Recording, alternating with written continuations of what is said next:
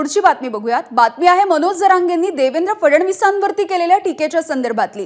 फडणवीसांना राज्य रक्तबंबाळ करायचंय का असा घणाघाती सवाल विचारत मराठा आंदोलक मनोज जरांगेंनी उपमुख्यमंत्री देवेंद्र फडणवीस यांच्यावरती जोरदार टीका केलेली आहे आणि यावरती भाजपचे आमदार प्रसाद लाड यांनी सुद्धा प्रत्युत्तर दिलंय।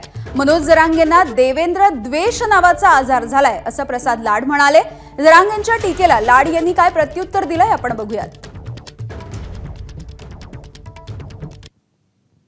फडणवीस साहेबांचं मला एक कळत नाही, इतके चिचूर चाळे त्यांनी का करायला पाहिजे। एवढ्या मोठ्या नेत्यानं त्यांनी एक महाविकास आघाडीची महायुतीची एक बैठक लावली। तेव्हापासून सगळे नेते हे तर मराठ्यांच्याच विरोधात बोलायला लागले। तुम्ही नेमक्या तोडगा काढायसाठी फडणवीस साहेब बैठका बोलवते का मराठ्यांविषयी द्वेष वकायला लावताय प्रत्येकाला, हे काहीच कळत नाही ना। म्हणजे फडणवीस साहेब तुम्हाला हे राज्य रक्तबंबाळ करायचंय काय? मी क्षत्रिय मराठा आहे आणि मला मनोज जरांगे पाटील म्हणते तुमचा डाव घेऊ मनोज जरांगे यशस्वी होऊ देत नसतो आणि तुम्ही किती बांधा आता की नेरेटिव्ह भरून काढायचं निवडणुकीचं बांधणी करा, तुम्ही किती बांधणी करा आता।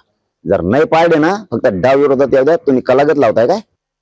मला असं वाटतं की जरांगे पाटील साहेबांना डीडी नावाचा रोग झालाय। हा डीडी नावाचा रोग हा त्यांना पसरवून टाकलेला आहे। देवेंद्र द्वेष हा फक्त करायचा, मला वाटतं जर राजकारणच करायचं असेल तर आपण राजकारणात यावं आणि राजकारणाचं उत्तर राजकारणाने द्यावं। आणि जर समाजासाठी लढायचं असेल तर समाजासाठी लढत असताना ते चर्चेतून मार्ग काढायला हवा। आम्ही हेच करणार, मग आम्ही 300च पाडणार, आम्ही 288 उभे करणार। एकदा दूध का दूध पाणी का पाणी होऊन जाऊ दे।